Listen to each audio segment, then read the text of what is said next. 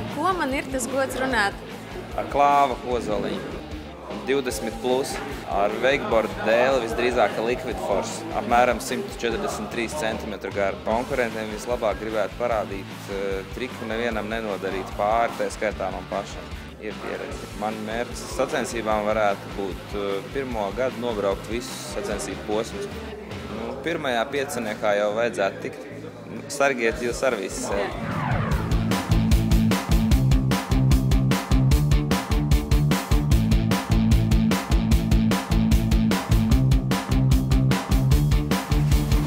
Klāvam, piemēram, arī gribētu veltīt dzejoli, bet es nevaru, jo es nezinu dzejoli, bet labprāt veltīt dzejoli. Bet kādā gadījumā Klāvs man patīk. Mēs ar Klāvu kopā sākām vairāk vai mazāk to laivu un torņi trīcēja. Un trīc joprojām Klāvs brauc. Viss ir pārpārā.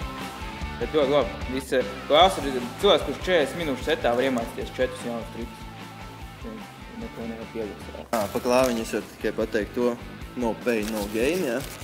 Viņam visi iet ar sāpēm parasti, bet, arī tie kaut kā jauni tiek. Ļoti labi. Saudzējiet viņu. Pēdējie 2 braucieni, 2 lielas traumas. Pēdējie 3 braucieni, lielas 3 traumas. Bet tā talantīgs čalis.